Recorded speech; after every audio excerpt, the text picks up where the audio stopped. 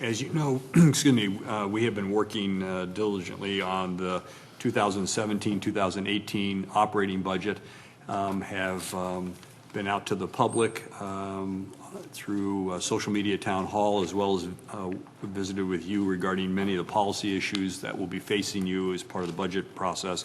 And so we thought this would be a good time to check in with you, to tell you where we are, and to solicit some feedback as we start to move towards a recommended budget.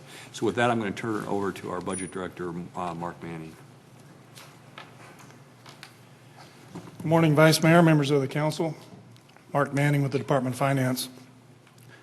Today, I'd just like to present some preliminary information about the 2017-2018 budget. I've got a lot of slides, but really I'll focus on a few areas. We'll talk about our social media town hall. I also want to talk a little bit about some of the adjustments that may be incorporated in the budget this year. We'll talk a little bit then about things downrange, maybe the impact the tax lid may have on us, and then we'll talk about what our future may hold, again, kind of more downrange. I thought I'd start out with the calendar. As you may recall, we had our social media town hall last week. It was hugely successful. I'll talk about that in a little bit in a minute. In July, we would anticipate that staff would go to the district advisory boards and present additional budget information.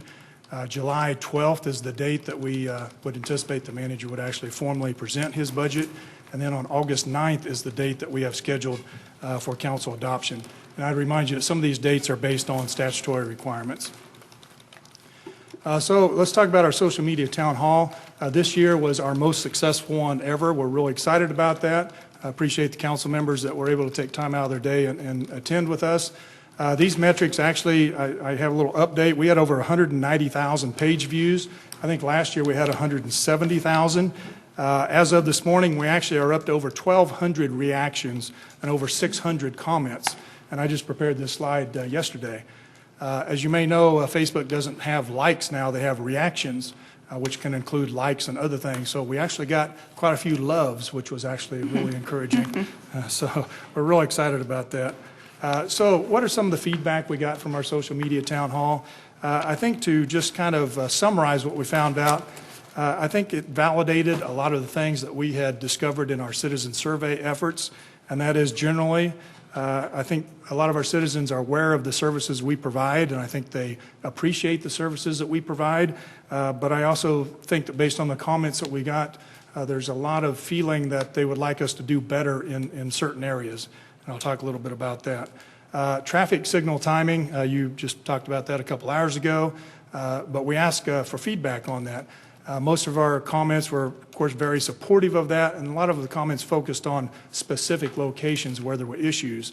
And just like was mentioned this morning, that was a great opportunity for us to identify those locations and have crews, because in a lot of cases those are due to equipment malfunction. So a lot of good feedback there. Street sweeping, a lot of the comments focused on the quality of our street sweeping efforts and also some awareness. We do a pretty robust job of street sweeping, but there isn't a whole lot of awareness of some of our efforts, I think, is what we discovered. In animal control, staff has done a lot of research in this area, and we know we have some concerns on responsiveness, and our comments pretty much echoed that, although most of them were about very specific instances that some of our citizens had experience with. A lot of good feedback on transit, just a lot of constructive feedback. Again, this also provided us the opportunity to share information with our citizens on a variety of topics. For example, one of the topics that came up is why do we drive big buses instead of small buses, which is a common comment. We were able to hopefully push out some information and explain why we use different buses on different routes. But generally very supportive comments of transit and a lot of good feedback. Park improvements were really interesting. Most of those comments were supportive of our parks and offered a variety of feedback on how we could do better in our parks. And what's interesting is a lot of the comments were based on things park staff is currently in the process of developing. For example, there was a comment about having additional facilities to play cricket, and that's actually something that Park is studying right now. Things of that nature. There were some questions about playground surfaces, and that's been a point of emphasis in the past. We were able to direct that commenter, for example, to playgrounds in that particular person's section of Wichita that had the soft surfaces, things of that nature. So in general, like I said, our comments, I would categorize them to say overall awareness, what we do, but issues that we can improve service on. And that'll tie back to something I mentioned at the end, which is the need to review how we provide services and to try to strive to provide excellence in the services that we provide. Because I think, again, what we found was what the citizen survey would shown, which is we do a pretty good job, but there are areas that we certainly could provide performance improvements in. I want to switch gears a little bit now and talk about the general fund as it relates to the 17 and 18 budget. I'll keep it at a pretty high level, but I want to talk about the adjustments that probably will be included. On an overview basis, currently most of our revenues are performing about as we would expect, which is good from a planning standpoint. However, long term, we do expect to see a continuing widening of the gap between our revenue growth and our expenditure growth. Franchise fees, we mention this almost in every quarterly report. Franchise fees are weather dependent and commodity price dependent for that matter, and that creates a little volatility and a little difficulty in forecasting. And finally, another theme you'll see is we do have some expenditure pressures, and two of them I'll mention there are street lighting and park mowing. So the first thing we do is develop a revenue estimate where we think we're going to be at. This is the preliminary estimate we would have done probably 6 weeks or so ago. You can see the revised budget is roughly about $2 million below what we expected in the adopted. In other words, what we would have presented to you last year about this time, we now think we'll collect about $2 million less. Almost all of that is associated, again, with franchise fees. And again, a lot of that's weather dependent. Now, you might also notice that the 16 revised is growth over the 15 actuals, which is good. So our revenues are growing, but we do expect to collect a little bit less than what we would have thought about a year ago. Again, most of our revenues are performing about as we would expect. One revenue is performing a little bit better. It's relatively small magnitude, but gas tax actually is performing a little bit better. Special alcohol tax is performing a little bit better than what we would have expected to. So our next step is then to add a preliminary expenditure line. And again, this is our preliminary work, which we would have done a few weeks ago.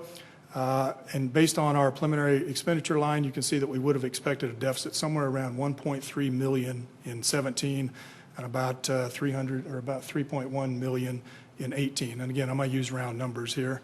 And these numbers on this slide are shown in millions. This already included a few preliminary adjustments. I mentioned park mowing costs have increased, street lighting costs have increased. Those are incorporated in this. We also made some adjustments to the library model in 18 based on the council's approval of that project and when that might come online. There is an additional EMCU detective included in that to handle some caseload issues there. We also did benefit from a few beneficial things on the expenditure side, and that is lower fuel prices. We took some savings out based on lower fuel prices, and also workers' compensation rates we think will be a little bit lower in the future based on favorable experience. So based on that deficit preliminarily, the manager convened his department heads and had staff do a lot of work and suggest a lot of alternatives, a lot of discussion on those, and I'm going to highlight a few of them here. I've got some bullet points of them. Did examine some of our fees. Diversion fees will be recommended for an increase. They haven't been increased for several years. The transient guest tax, as you're aware, funds certain things based on Charter Ordinance 219, and the preliminary proposed budget may look at expanding the allocation of guest tax funding for eligible activities. Public Works, their administrative costs are funded from the general fund, and we will examine that methodology and probably allocate those costs a little bit differently, which will reduce some of the burden onto the general fund. I point out that there's funding for 3 additional police officers. You may recall a couple of years ago we had 10 police officers for which the grant expired. We retained those in the position count, but did not have the resources to fund those for several years, and this budget does include funding 3 of those positions. A few other things. I'll talk about planning here in just a minute, but we do have some savings based on realignment of planning. Aquatics master plan, as you know, is in the capital improvement program, and we'll change our pools in a couple of years, but we do have a maintenance intensive one now that's causing us some significant issues, and Park has suggested maybe looking at closing that pool a little earlier. And then the bottom 2 bullets are more downrange, and I'll talk about those towards the end. But in 2018, The budget will assume increased revenue from a comprehensive user and license fee review. Again, our policy is to charge appropriate fees to recover city costs, particularly in areas where we provide a service that is relatively narrow in scope for a narrow user base. And so we'll examine those and determine if there's any fee adjustments that need to be made. Secondly, the manager suggested that we should conduct a strategic review of all our city services. And again, I'll tie that back to the feedback we got on our social media event. And that is try to determine what we do and how much it costs and how we can provide excellent service in areas that are important. And so again, the idea is we review what we do and figure out what it would take to provide excellent service. And that may mean, we may not be able to do all the services that we currently do. But again, that process will begin, I think, later this year, and hopefully that'll have an impact on the 2018 budget. So based on all those adjustments, this is what we would expect. Obviously, there will continue to be adjustments up until the manager presents his budget. But at this point, this is about what we expect. We expect to be balanced each year and roughly around $231 million in 2017. In case you're interested, that 17 amount represents growth of roughly about 2.5% over the 16 base. There will be a few position changes. These are not all of them, but these are the major ones. And a lot of these actually have already been approved by the council. For example, the airport positions actually were approved last year for 2017. The art museum positions, as you know, based on the funding agreements with the cultural organizations, anytime a city position vacates, we delete those positions and shift those dollars into contractual dollars for the organizations. The victims' rights positions were added, I think, last November when we took that service in-house. Same thing on the landfill positions. Those were added earlier when we took that in-house. The 7 body-worn camera positions were actually in last year's budget, but we did not know what positions we were going to add, so there was a lump sum, and since that time, police has identified what positions to add, and those will be included. A couple pie charts here. These are the typical pie charts we show you, again, based on a $231 million proposed budget. You've seen this before. Property taxes are about 1/3. Franchise fees are about 20%. Sales tax is about 13%. This one also, important takeaway here is that public safety will continue to be well over 50% of our expenditures. In fact, we expect it to be about 56% of our expenditures in 2017. And if you incorporate park and public works, you're getting real close to about 80%. So in other words, about 4 out of every 5 of our dollars in 2017 will go to park, public works, fire, police, to support public safety, quality life issues, and infrastructure maintenance. So that was the general fund. Let me touch on a couple other funds that have some significant issues that will probably be included in the proposed. One is the SMID, or the Self-Supporting Municipal Improvement District. This was created, I think, in 2001 or 2002 timeframe. City Council actually levies the taxes on behalf of the SMID based on their requested budget each year. They have submitted a requested budget that would increase their mill levy by 1 mil. I'll point out that their mill levy has been roughly at 6 mils since their inception for the last 13 or 14 years. And these additional funds would be to use to support some of the city infrastructure on Douglas, the streetscaping and the planners. The WDTC has expressed a willingness to, or an interest in partnering with us to help maintain those. Would also fund a marketing campaign associated with some of our bus shelters, marketing campaign for downtown Wichita, and would also give them the flexibility for some more innovative type projects, for example, the pop-up pocket park that was implemented a few years ago, things of that nature. But again, the City Council is required to adopt the mill levy or adopt the taxes levied for the SMID, and their request would require a mill levy increase. I touched on the planning fund a little bit earlier. You know, we've had some issues with planning, particularly last year. We split the cost of this with Sedgwick County. Planning staff has reorganized and based on a plan which will hold some positions vacant and move a position out of planning and into the manager's office to focus on mobility issues. We think we have a planning fund that will be sustainable. And we also, based on feedback I've gotten from our partners across the street, believe that they will be amenable to splitting the cost of the planning fund. And that's what this graphic shows here, that we would we would split a cost of approximately $628,000 apiece in 2017. Frame of reference 2016 adopted was $740,000, so that's where we were before. Gulf Fund, just a reminder here, revenues are weather dependent. We've got some environmental or industry demand challenges. The fund will be sustainable. The fund has no debt, which is a good thing, but the fund does continue to owe the debt service fund about $5.7 million. So the fund will be sustainable, but they still have some challenges, particularly in trying to figure out how to fund some of our capital needs in the Gulf system. Let's jump over to transit for a minute. We believe the transit fund will be sustainable through 2019. We've talked about transit a lot in the past.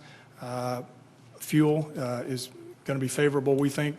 We have locked in prices, I believe, until March of 2017 at a much lower rate than what we had budgeted based on council direction last year. So that's a good thing. We do have several variables that could impact our forecast in transit. Fare box revenue, revenue that people pay when they ride the bus. It's been down a little bit since our route changes in March, so we're watching that closely. Fuel prices, again, we're locked in, I think, until early next year, but fuel is a significant expenditure for transit, and projecting fuel long-term is, outside my level of expertise, certainly. And this is also, this model is based on the presumption of a continuation of the current award levels, both from the federal government and from KDOT. Now, how are we going to be sustainable? Basically by drawing down all our carry forward balances. And I have a little graphic here that shows that. What this shows is over time, over the next couple, 3 years, we would expect basically to deplete the carry forward balance in our federal funds, in our state funds, and ultimately in our transit fund. So obviously what we're doing is not sustainable long-term, and transit still will have challenges long-term because there will be additional capital needs starting out past 2020. And basically we will have zero reserves to fund those capital needs. And I'll point out also that this just funds our current level of service, and as I noted, there's limited margin of error. So good news is we think we'll be sustainable for a couple more years. The maybe not so good news is we still have significant long-term structural issues in transit to solve. So if I can transition maybe into a little bit more longer-term view, maybe out past 2018, I'll talk about a few concepts here, talk about how the tax lid could impact us, and then I'll talk briefly about some growth trends on revenues and expenditures and maybe what a future recession may do to us. Again, we're not projecting a recession, but we do know what to expect if a recession occurs, and I want to give you some information on that. As you know, we have two separate tax lids we have to comply with. The first one is the 2017 tax lid, which was the law before the legislature changed it in the last session. That tax lid exempts new construction growth, doesn't penalize us for losses in personal property, and that's the machinery and equipment that continues to decline based on the legislature's 2007 exemption of machinery and equipment from property taxation. What the state does is they use the prior year CPI rate, which that should read 2015, by the way. I hit the wrong button there. But they use the CPI rate for the prior year, and if our assessed valuation grows due to reappraisal by more than that CPI rate, the tax lid would limit the ability to capture that additional revenue growth. And if we do choose to capture that additional revenue growth for 2017, we would be required to adopt a notification of vote, is what it's called in the statutes. Now, we don't know what our assessed valuation growth is going to be for 2017 yet. The county should provide that information to us soon. So this is about what we might expect. The takeaways here are the third line down, reappraisal. At this point, we would expect reappraisal growth maybe somewhere around 1% this year, which should generate about $750,000 in additional property tax revenues. The state tax lid would cap that growth at 0.125%, or $93,000. Now, the only thing that will save us in 2017 from having an impact from the tax lid is the fact that we expect personal property to continue to erode. But if we're wrong on the personal property erosion, in other words, if personal property erodes less than we expect, then it is very likely that the spread between our reappraisal growth of 1% and the tax lid CPI of 0.125% will grow. But as it is, we do expect that we will run up against the tax lid law in 2017. This model would project about $131,000. So again, takeaway is that probably will trigger the tax lid law, we think, which would require a approval of a notification of vote. Now, the tax lid will change in 2018. New construction will continue to be exempt, but instead of using the previous year's CPI, they'll use a 5-year average look-back CPI, which changes things a little bit. But again, the key thing to think about is what is our reappraisal growth each year going to be compared to what the 5-year average look-back CPI is going to be. Now, we modeled 2018. Again, looking 2 years out on property valuation growth is a little bit speculative. But at this point, if we expected new construction to be 1.8% growth, that would be exempt from the tax lid. If we expected reappraisal to be at 1.5%, I'm estimating that the 5-year CPI look back will be about 1.2%. So again, the only thing that would avoid a consequence from the tax lid in 2018 is the fact that we expect personal property to continue to erode. Again, the takeaways from this slide: personal property eventually will quit eroding when our tax base is completely eroded. So when that happens, we will not have a negative amount to offset the impact of any tax lid. The second takeaway is the inflation rate, again, is based on a 5-year look back. Right now, we've got several years of relatively low inflation, so I would expect that CPI adjustment in the future to be relatively low, at least for a couple more years. Who's to say what inflation is going to be, but I know if it's a 5-year look back, I already know what 2 or 3 or 4 of those 5 years are, and again, they've been relatively low. So I would expect the CPI adjustment to be relatively low into the future. Now, I modeled one more scenario here. Again, this is just kind of hypothetical, but if you assume a 2% growth due to reappraisal, and you assume the 5-year look back CPI is about 1%, which may be hypothetically what it may be for 2019. You can see based on this example, the tax lid would preclude us from levying an additional $500,000, for example. Frame of reference, prior to the last recession, it was not uncommon for the city's tax base due to reappraisal to grow at over 2%. The 5-year, the 10-year, the 15-year average prior to the last recession was well over 2%. Incidentally, it's not uncommon for our new construction to grow at over 2% either over time, just as a frame of reference. But this slide hopefully illustrates how the tax lid could impact us in the future, and it all depends on what our reappraisal growth is relative to what the last 5-year average of the CPI is. This slide, the only purpose of this slide is just as a reminder, the effect of the tax lid would be cumulative. For example, if we had 2 years where we lost 1% due to the tax lid, obviously that reduces our base in perpetuity. So you can see 2 years of a 1% hit due to the tax lid would cost us $17 million over 10 years. Again, this is just hypothetical, but takeaway is that any year the tax lid impacts our property tax collections, that will reduce our base and will basically impact us in perpetuity. Last thing I want to talk about today is just, again, looking downrange, and I won't go through all these slides in detail, but the point I want to leave you with is our revenue growth rate, our organic revenue growth rate, is generally expected to be lower than our organic expenditure rate. And that obviously means that we would expect preliminarily to be out of balance long term. Why is that? The top 3 amounts on this slide represent somewhere around 60% of our revenue portfolio. We would expect that 60% to maybe grow at around 3%. Again, there's a lot of variation by year, but just assume for the sake of argument that about 60% of our revenue base is going to grow at about 3% a year. Here's what our expenditure base looks like. As you know, our personal services or salaries and wages are about 75% of our expenditures. We expect that 75% to grow at about 3%. And in fact, we expect a portion of that 75% to grow at 8%. That's health insurance. So in other words, simplistically, we have a revenue portfolio where maybe we might get 3% growth out of 60% of it. We have an expenditure portfolio where 75% of it will likely grow at least 3%.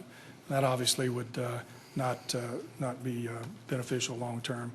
So this slide here, it's overly simplistic, but this just shows that we do expect to be balanced in 16, 17, and 18. But long-term, if I just apply slightly differential growth rates, you can see that we would expect to start eroding fund balance long-term without making any adjustments. Obviously, staff would attempt to recommend adjustments. This also ties in with the manager's idea of having a strategic review of city services for 2018. Ties in perfectly to this because, again, we have some expenditure pressures, and it's going to be incumbent to prepare for those now rather than at the last minute. So summarize long-term, differing growth rates is what we would expect. We could see some tax lid issues, again, depending on growth. I didn't talk about recessionary concerns. The only takeaway I'll give you there is we know when a recession occurs, and we are relatively long in the business cycle, but we know when a recession occurs, we'll see our sales tax growth grow from 3% probably to about 0 for at least a year. We know motor vehicle will drop from about 3.5% to maybe 1%. And we know on a lagging basis that our property tax valuation base will erode perhaps down to 0 for a year or so. So we know that we'll have some revenue hits if and when the next recession occurs, and that obviously will exacerbate some of the issues I showed earlier. So next steps, takeaways, again, we expect a balanced budget in 16, 17, and 18 for that matter. We would expect to begin a process later this fall of a strategic review of our city services with the idea of trying to identify how we can become excellent at the services we provide. And also we would consider later this fall of developing a comprehensive fee and licensing review to ensure that those charges are appropriate. Just want to finish up on the calendar here. Again, July 12th is the date that we would expect the manager to present his budget, and August 9th is the date that we would expect the City Council to adopt the budget. So I apologize for taking so long, but I'd be happy to answer any questions. Thank you, Mark. Questions from council? I'd like to, if I could, just jump in for a second. There are a couple of things I want to highlight from what Mark said. First of all, I want to thank the staff for all the work that they've put into this document to this point. Obviously, first with the finance department and the budget office, but also all the departments who have helped work to get us to at least a preliminary budget that is balanced for your discussion. I also want to thank the budget staff especially for their organization of the social media town hall. We never had this kind of reach and contact with our public under our old methods, and so this has really evolved. What Mark didn't say is we already have more comments this year from one session than we did from 2 sessions last year. So that, again, I think talks in a great way about how we're trying to communicate with our public better. I also want to highlight that we went into this budget process knowing that we had a transit problem. Unfortunately, with the recommendations I'm giving you, we still have a transit problem. We do not have a sustainable financing plan at this point. We can get through this planning cycle, but we know we have difficulties starting in 2019, and so I think we still need meaningful discussion regarding that issue. I know it took a little while, but I wanted Mark to share with you the impact of the tax lid, potential impact. I think we're all starting to read that economists are projecting a recession at some point here in the future, just a matter of some controversy or some disagreement about when that would happen.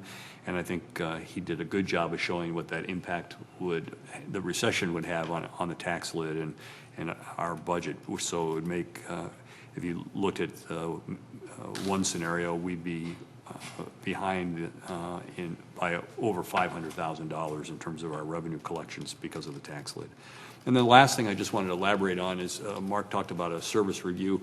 I think I've shared with all of you what we're planning on doing is this fall starting a zero-based review of all of our operations. And so that means that we'll take all of our departments down to 0 and then challenge the assumptions that have gone into our service delivery with the idea that what comes out of this process will be excellent service delivery going forward and in a sustainable way. And we intend to engage the mayor and council as well as the community in that discussion so that when we're finished by this time next year, we'll have I think a long-range plan about our core services and how we're going to deliver those services. So I just, again, I just wanted to talk about some of those key themes before we got your feedback. Thank you.